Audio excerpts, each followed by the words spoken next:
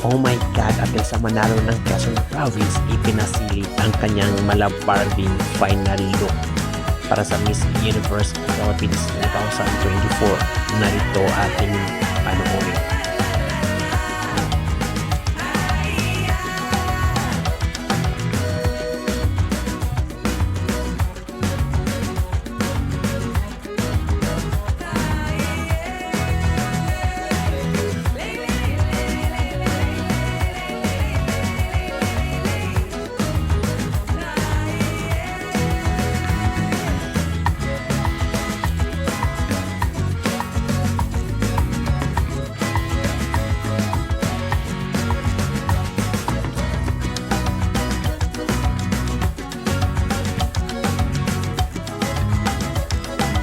Yokonelas, don't forget to hit the notification bell para updated kayo lagi sa aming mga bagong videos.